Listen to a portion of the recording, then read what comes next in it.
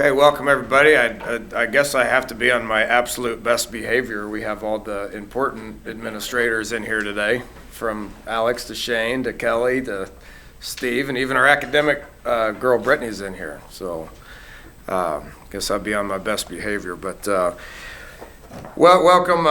It's it's that time of the year where we get to start talking about football a little bit more. It seems like we just finished up recruiting, honestly. We're halfway through the spring semester, if you can believe that. We're 8 weeks into it. Next week we'll take spring break, and then when we come back, we got 8 weeks of school left. So we're right exactly at our midterm. I guess that's what happens when you get old. Things happen quick. I've always heard that. Is that right, Tony? Yes, sir, it is. The older you get, the quicker things go by. Wow. Okay. Basketball's almost over, too, I hear. How about that? Want to wish Coach Hugs and Coach Carey luck heading into the postseason. We've had great seasons and been fun to watch. So, moving on to spring football, when we get back, we're not going to do anything really much different than we've done in the past, but when we come back off spring break, we'll start we'll have Tuesday afternoon, Thursday afternoon practices, and then one on the weekend, whether it's a Saturday or a Sunday.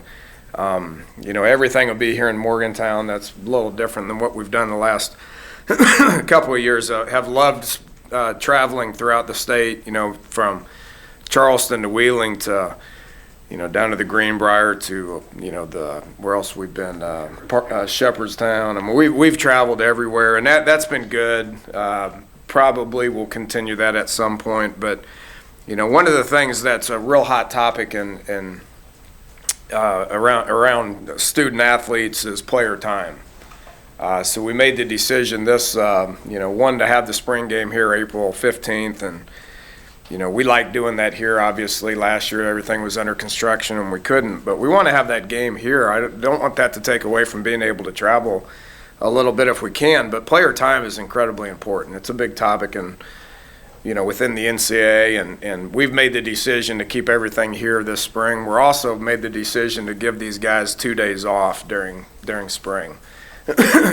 Once football kicks in, we can go 6 days a week. We can keep them for 20 hours a week. We won't even hit that number. We're trying to give these guys as much player time as we can. Going Tuesdays and Thursdays, we'll give them completely off from football on Fridays and Saturdays, and then practice Sunday night. For the exception, the spring game will obviously be on a Saturday. But I think that'd be good for those guys, trying to get away from it a little bit and focus on academics and being normal kids, I think, is important as well. Pro Day is March 31st. Know we got 5 guys in the combine, that start this week. Wish those guys a bunch of luck. It's been a little bit of a trend here in the last 3 or 4 years. We've been fortunate to be able to send some guys to the combine, get some guys drafted, and have some guys have success. I don't think this year is going to be any different. Have the most guys of anybody in the Big 12 in the combine. I think we'll have success on when the draft rolls around. This time of the year, everybody goes, "Oh my God, how are we going to replace these guys?" Well, we've seemed to do it pretty successfully each and every year. Been improving here over the course of the last 3 or 4 years, so I don't anticipate this year being any different. Wish those guys success, moving forward, but, we got a good group coming back, and really excited about this group. It's going to continue to change as we get into spring football. I mean, everybody wants a depth chart, and everybody wants to know who the man's going to be and who the starters are going to be. I don't have answers right now. I mean, we've been very limited being able to spend time with these guys, and that's what spring football is all about. We've added 10 midterm guys that are practicing right now. We will, we still got room to add more. There'll be some transfers or some grad transfers that will become available that we'll be able to add this summer, along with the 11 guys that we signed will join our team in June. So it'll continue to change, which is what the process is all about. So I want to go through offensively, just to kind of hit on some of the coaches more than anything, and I'll take questions on position battles after we're done, but I haven't really addressed this at this point, but just the overall structure of the staff and what I got people going. Offensively, obviously excited about having Jake Spavital back. He's going to take control of the offense, and we've been in a lot of meetings in the last 4 or 5 weeks trying to figure out exactly what direction we're headed. I think you got to figure out what your strengths are, which I think is one thing I thought we've done a really good job of the last couple of years, is understanding what our strengths are and focusing on those to the point to where it wins football games. So what's our identity going to be offensively? I don't have that answer right now. I think going through spring and figuring out who the guys are and who needs the ball. I think with what we're doing offensively, we're going to have the capabilities to go in a couple of different directions. But Jake's done a great job at taking control of that room, and trust him to be able to call the plays the way that we want to get things done. He's a lot of extra time with the quarterbacks, and recruiting wise, he'll find some quarterbacks that want to be here, and he will also recruit up in New Jersey a little bit. Before he left, he reeled in Darryl Worley and Al Benton and Kevin White and a couple of those guys up in that Jersey area, so he'll be able to get up there and do a few things. Joe Wickline taking over the O-line. It's been fun. He's like a kid in a candy store right now. Just turned him loose with those guys after kind of taking a back seat last year. But he's pretty eager and is doing some great stuff. As seasoned of an offensive line coach as you're going to find in college football. So, excited to have him around. His main recruiting deal will be just to go find junior college players. He's been one. He's recruited them his whole life. So whether it's Kansas or Mississippi or Texas or whatever, he's done that and continued to do that. Tyrone Carrier maintains coaching the receivers. We're doing different things with him recruiting wise. We don't have major South recruiting areas. We really want to focus on Northeast, Ohio, Pennsylvania, New Jersey, Baltimore, Virginia, Maryland, North Carolina, Georgia. I mean, that's who we are, and that's where we're going to get the majority of our guys. Junior college has become so important to this program to where we want to hit those extremely hard.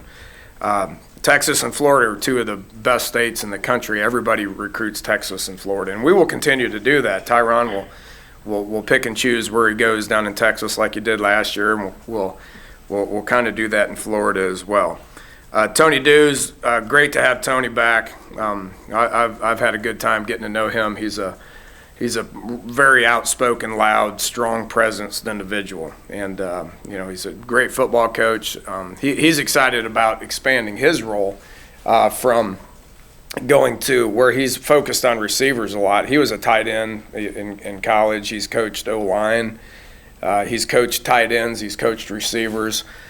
He gets an opportunity to be able to coach some running backs at this point too. So he's really excited about that, and excited to be back at West Virginia. Obviously been here before, knows what he's getting. He'll recruit his home state of Virginia, get into Maryland. That's one area that has been neglected a little bit over the course of the last couple of years, and that will change. That's a great recruiting area that we need to get into and hammer that. He'll get down into Florida a little bit as well, but glad to have Tony back. Defensively, obviously Tony he's the most tenured coach on the staff now. He reminded me of that this morning. So the only coach on our staff that's from West Virginia, he will recruit West Virginia. It's a hotbed in recruiting right now, right? So got a lot of guys that are in West Virginia, and there's nobody better to recruit those kids than Tony. But fourth year as being a defensive coordinator, I think that speaks volumes for where we're at continuity-wise. Being able to coach the kids the same way on offense and defense, I think is incredibly important. You're always going to have some turnover, and that's nothing that anybody needs to worry about. When you're switching offenses and defenses and all that stuff each and every year, that's what you need to worry about. So the continuity, I think, is outstanding. How we work together is great, and excited to have him back and doing what he's been doing such a good job of. Bruce Stahl, defensive line coach, no change there. Recruits Ohio, recruits North Carolina. Matt Capone handling the safeties, did a great job for us last year, no change there. He's a Western PA kid, does a great job of recruiting Pittsburgh and Western Pennsylvania. I look for that to continue to get better. Doug Belk is an interesting young man. He's coming in, was a great player from South Georgia, coached in Georgia, went to Alabama for 3 years, which heavily recruits Georgia. He's a really sharp young man, and excited to have him here to coach the corners. He came highly recommended from a lot of different people. He's bright and is going to get into Georgia and I think make a difference for us in Georgia. Georgia is one of the best recruiting states in the country. If you look at the kids that we've had from Georgia, they've been top-notch players. So hopefully we can get a few more of those guys that make a difference in this program. Mark Scott, moving on to what our plan is with Mark and special teams wise. Mark's going to kind of transition a little bit onto the defensive side of the ball, which is where his, which is what his expertise is. Okay, he's been here for going on 5 years now as a GA and a full-time coach. Gibby trusts him a ton on game day and what he sees. He needs to get back into that role because that helps Gibby as much as anything. So he's going to help Gibby with the linebackers, be more involved with linebackers, be more involved with defense on game day and day-to-day stuff. Also recruit you Eastern Pennsylvania, which he's done a great job of that. But that gets into what our plan is special teams-wise, which I'm excited about this. Okay, so he will still be very valuable with what we do special teams-wise. He's got a great relationship with all the specialists, which won't change.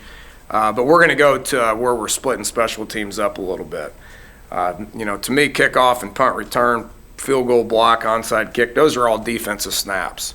So defense is going to handle those 4 areas. I'm going to oversee it. I'm going to have a little bit more time on my hands to be able to do some different things. So I'm going to oversee all special teams. But the defense is going to really do the nuts, the day-to-day stuff, the hard coaching technique stuff when it comes to kickoff, punt return, field goal block, and onside kick. Where offense, punt is an offensive snap. Offense will handle punt. Offense will handle kickoff return. It's the first snap of offensively of the drive, PAT field goal, and then hands team, the offensive side, will handle all that.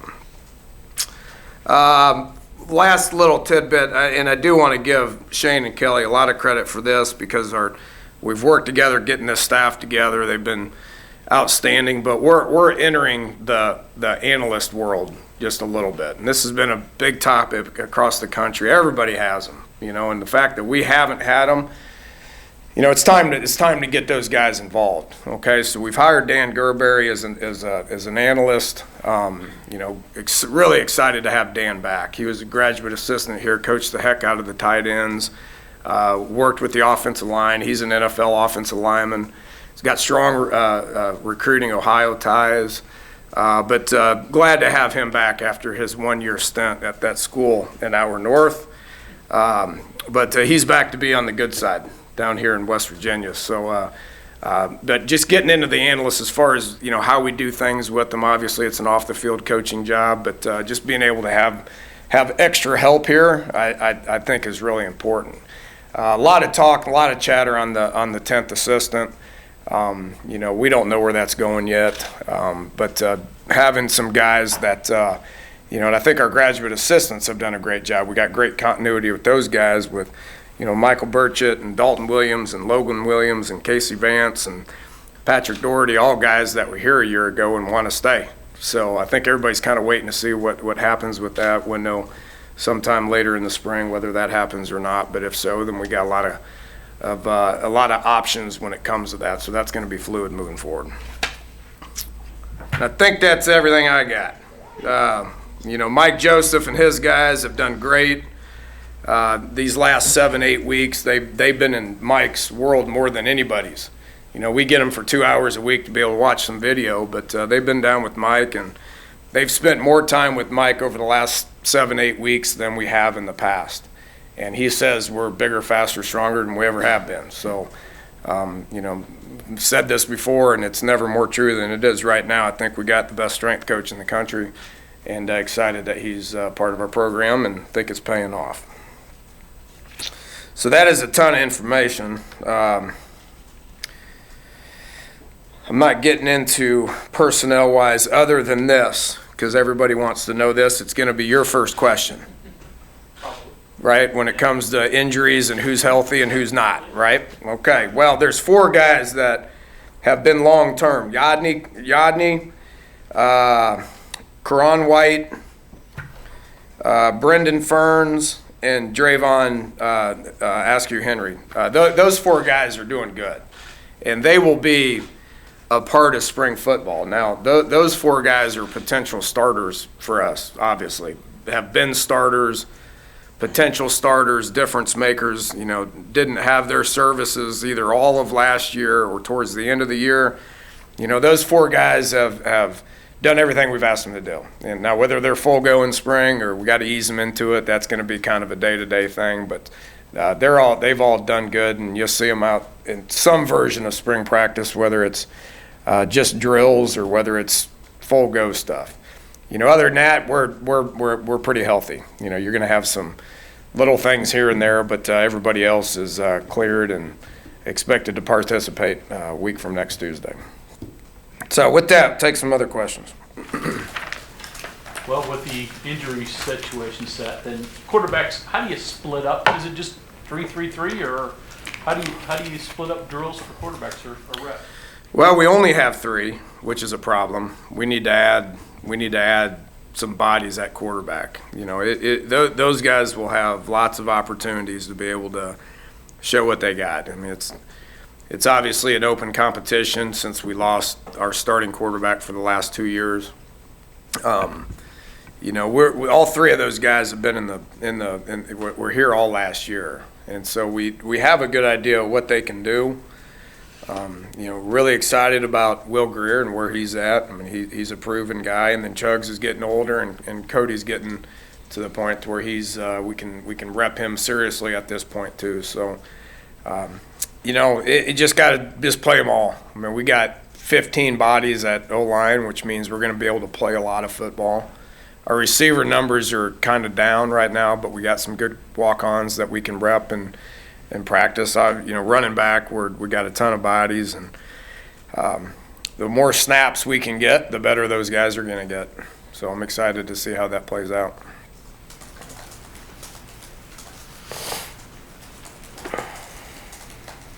I talked almost the whole time, Mike. I don't have any questions now. So this analytic thing that you're embracing here, what turned the knob for you that made you say we got to go this way? Well, I think what you're asking is different than what the job is. So, you know, these analysts don't necessarily sit there and just crunch numbers and do studies. That's part of their job, okay? I would have added analysts a couple years ago if we could have. You know, we just weren't in that position to be able to do that at this point. This is becoming to where everybody's doing them now. And you know what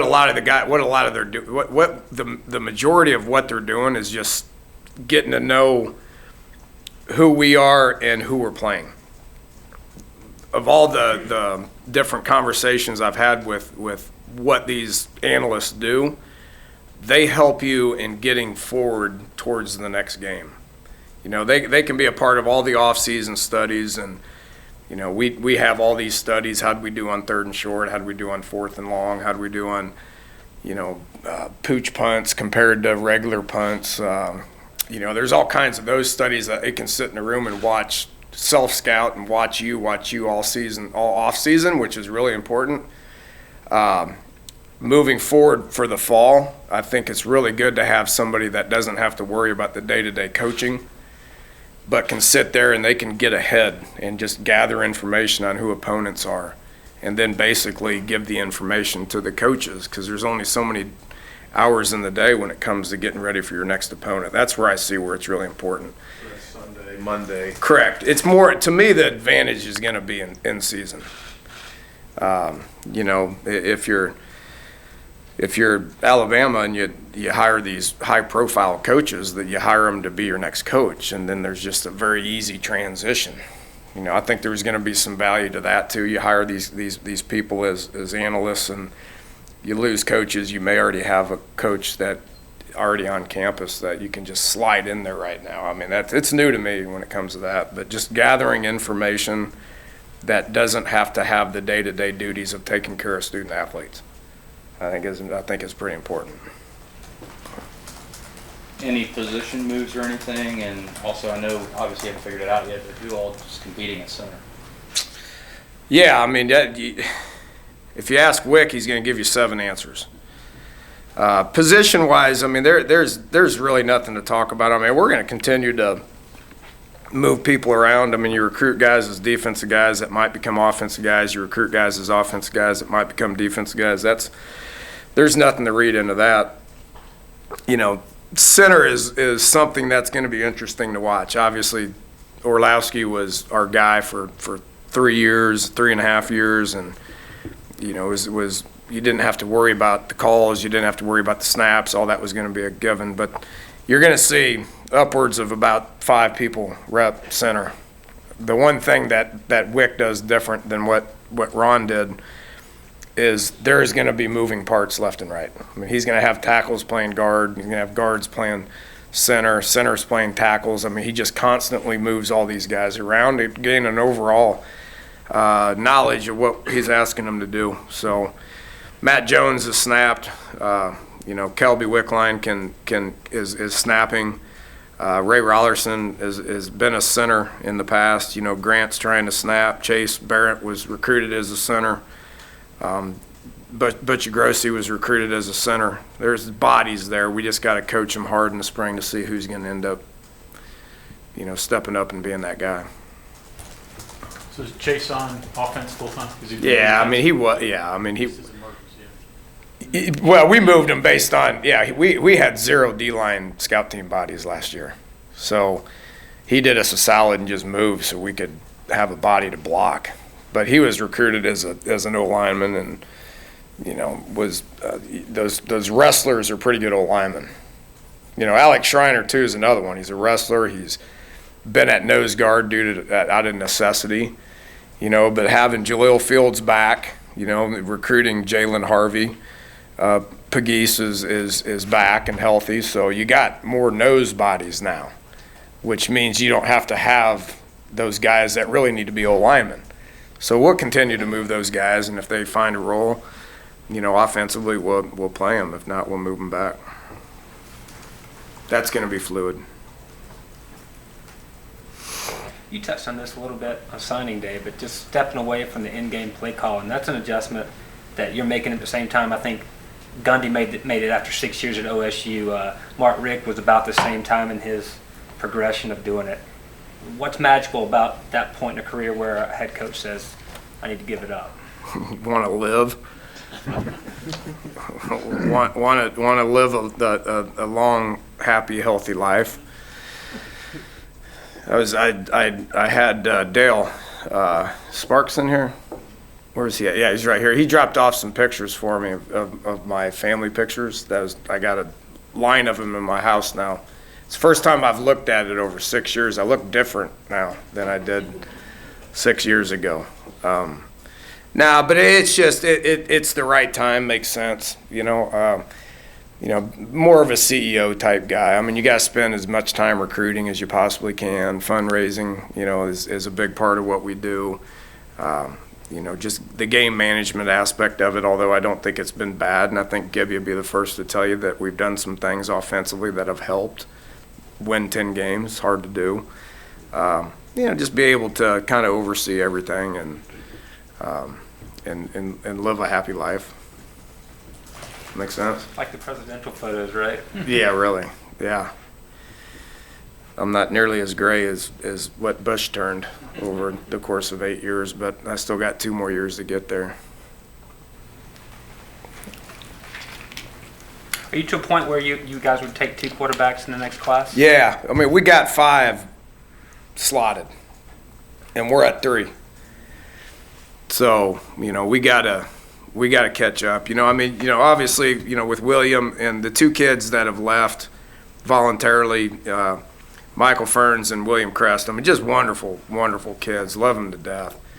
Leaving for different reasons. Will wants to go play quarterback somewhere. He's going to drop down and go play quarterback, and I wish him nothing but success, and we'll probably stay in touch with William for the rest of my life. And then Ferns wants to be an engineer. So he's burned out, and he wants to focus on what's going to be a big part of his life moving forward. So, wish those guys luck. But when you lose guys like that, then you got to go replace them. And our number's 5 at quarterback right now, and we only got 3. So we need to go add 2. We're looking right now.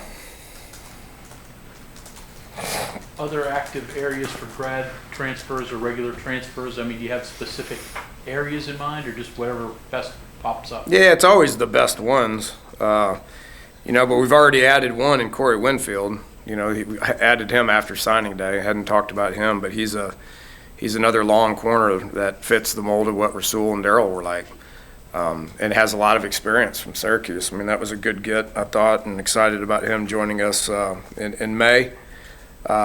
We still got room to add more. I'm not gonna tell you exactly what we're targeting, because everybody else is targeting these guys as well. But we got room to add guys that can make us better next year. Always gonna look for a 4-year guy like we got with Shell and we got with Greer. If you can get a guy that has to sit, you got room for him, then take him. We got room for those guys right now, but also to be able to find some grad transfers or some laid out junior college guys. Got room to add some of those guys as well. I like where we're at. Dan, seeing as if the guys you have are healthier for tight end, does that become a bigger part of spring because they're older and they can actually participate? Kind of handling that last year. Not really. I can't tell you that either, because we're gonna do some different things offensively. We're gonna, me and Jake are very similar, but I'm gonna try to keep some secrets from you guys between now and when's the game in DC? September 3rd. Yeah, it's a long ways from now, but we got to start playing it now. So I think we're going to try to figure out who we are and have some surprises for that first game. Be a big one. Looking forward to it. Buy some tickets. Thanks, Coach. All right, see y'all.